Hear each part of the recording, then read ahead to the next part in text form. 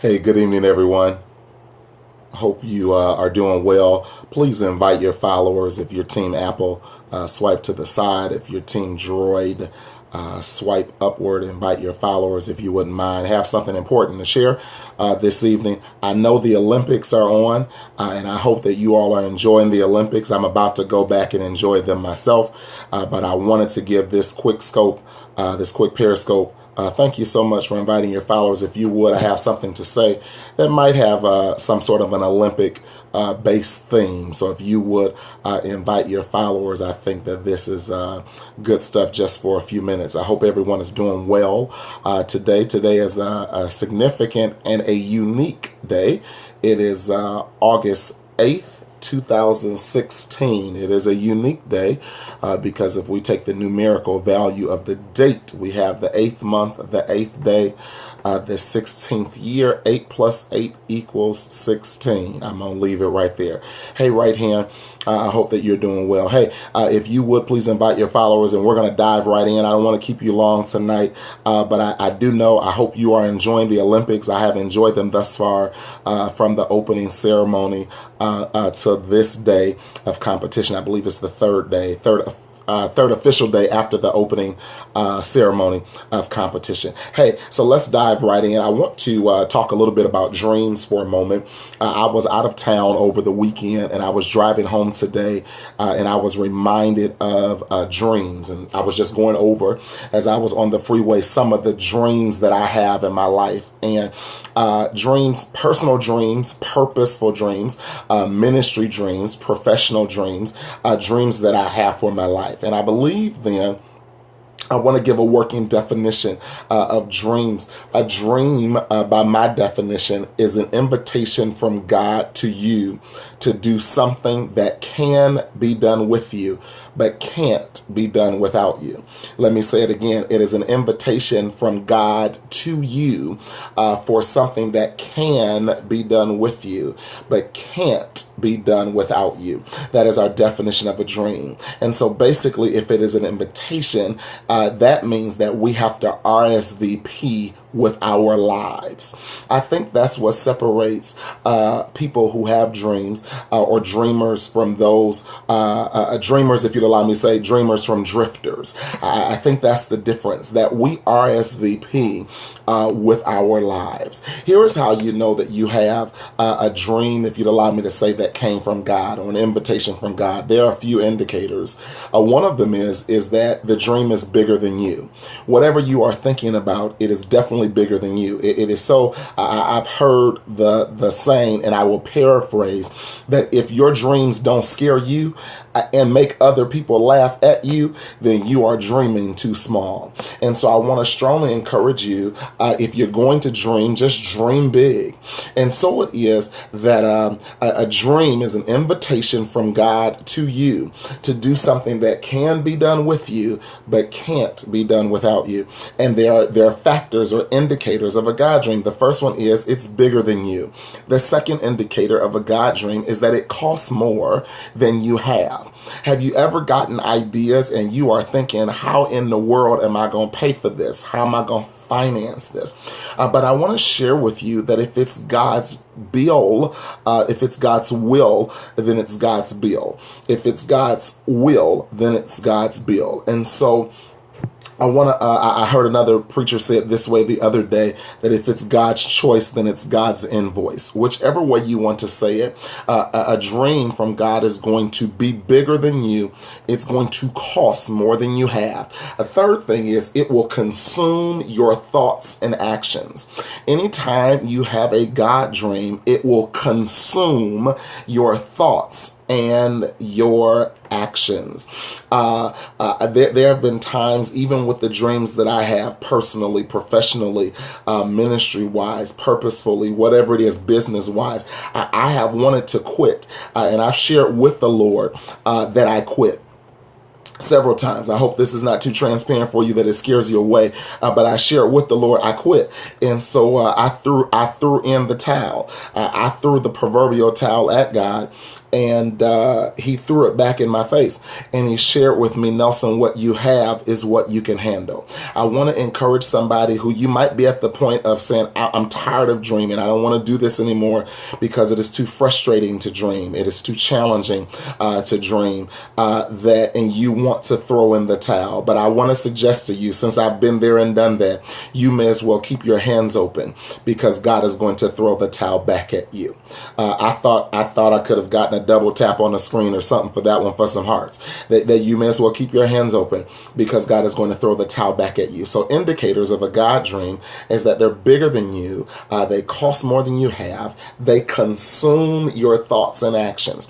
Every time you want to throw in the towel, it's funny because every dream that I have, and every time I want to say I don't want to do this anymore because it's frustrating, it's draining, it's too much in it, that I get another thought on how I could do it better. And I'm thinking, God, that's not what I'm trying to do. But if it's a God dream, it will consume your thoughts and change your actions. And then the fourth indicator of a God dream is that it will require God's involvement to accomplish. It will require God's involvement to accomplish. That makes sense, because if it's a God dream, it would make sense that you would need God's help to bring it to pass. Hey, if that is a degree, if it is buying a house with jacked up credit, if it is all your family being saved, if it is starting a business, writing a book, writing a magazine, starting a blog, whatever, and you think that it's too big for you because God is giving you these ideas and you're like, hey, I don't even like being in front of the camera, God. And so it is, though, it will require God's involvement to accomplish. It is interesting because when I want to just admonish you and share with you that God dreams, they are worth the work and they are worth the wait. Let me say it again. God dreams are worth the work and they are worth the wait. I shared with you at the beginning that it kind of had an Olympic-based theme, and I always get motivated around the Olympic time. And the reason why I get motivated around the time of the Olympics is that they prepare for at least 4 years. If they competed in the last Summer Olympics, they prepare for at least 4 years for a moment, for one moment. But it's really not 4 years. They have prepared all of their lives for a moment. And it is the same thing with you. And you have to know that it is worth the work. It is worth the work and all the effort that you put into it, where you have this wonderful product, but you have no customers, where you have this wonderful book, but you have no readers, where you have this wonderful movie, but you have no watchers, where you have these wonderful ideas, but you have no takers. It's worth the work, and it is worth the wait. Please understand that whatever needs to come into alignment to make your dream a reality, it will happen. And I want to throw this out and tell you that your dreams will come true if you don't sleep through them. Let me say it again. Your dreams will come true if you don't sleep through them. So the dreams are worth the work.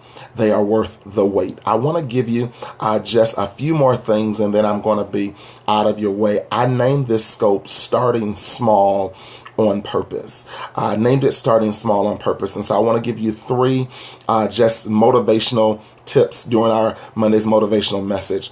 The first thing is that whatever starts small won't stay small. Whatever, I want you to remember these. These are our summary points. Whatever starts small won't stay small. It is so imperative that we understand that whatever starts small won't stay small. The largest snowstorm started with a single snowflake. And if you are that snowflake, the largest fire started from a single strike, a single spark. If you are that spark, you've got to do that knowing that whatever starts small won't stay small. The Bible even says in the book of Job about despise not small beginnings. And so I want to just encourage you, and I'm encouraging myself as well, that whatever starts small won't stay small. The second thing is if you have the mind to get it started, then God has the means to get it finished. I want to say that again. If you have the mind to get it started, then God has the means, means, the means to get it finished. Remember, indicators of a God dream is that it's bigger than you. It costs more than you have. It will consume your thoughts and your actions. And it will require God's involvement to accomplish. So clearly, all you have to do is provide the mind and the work and know that God has the means to get it finished. So if you have the mind to get it started, God has the means to get it finished. And the third and final thing I want to share with you tonight of my summary points is that if you will maximize each moment, God will help you realize your dream. If you will maximize each moment, God will help you realize each dream. And that is so important as I'm working this Olympic theme, because before they got to the Summer Olympics, they had trials, and some of these people have been working, some of our athletes have been working on this since they were children. They've been training since they could walk almost. They started walking and swimming, walking and on the uneven bars, walking and on the parallel bar, whatever it is. And so you have to know that if you will maximize each moment, even the moment where you didn't nail the landing, if you would try it again and you will maximize each moment, then God will help you realize the dream. They started at a young age and had to compete in junior trials and had to compete at the high school level and maybe at the collegiate level, and had regional finals that they had to compete in, and world championships that they've had to compete in just to qualify them for a larger moment. So what I'm really telling you is that your faithfulness on a smaller scale qualifies you to operate at a larger scale. Let me say it again. Your faithfulness on a smaller scale qualifies you to have and to operate at a larger scale. Hey, it's okay to start small, but just know that whatever starts small won't stay small. I would that you would keep in touch and stay connected through social media, on Facebook at Nelson A. Henry, on Twitter and Instagram at Pastor Na, N-A-H, on Periscope, of course, at Pastor Na. If you would invite your followers, I would that they would start following me without fail. I don't get on here giving you fluff or mess. I try to give you something substantive to help your life. Also, if you subscribe to my YouTube channel, I sure would like that. We're working on that as it relates to ministry and as it relates to motivation. I'm about to officially start the life coaching wing of my life, which was one of my dreams that took a little while. I've been working on this in bits and pieces, but I finally have all of the components together to have a strong start. So I would that you would stay connected. I think that you're worth the investment. I think that we spend money on everything else, and I think that you're worth the investment. And this really wasn't my desire to give an infomercial, but I'm about to start life coaching because you already have the skills, you already have the gifts, you already have the talents, you already have the ability. But a life coach helps you work smarter and not harder. And that is what I am trying to do in life, is to help people work smarter and not harder. Hey, until next time, continue to walk by faith and look good doing it. Be blessed.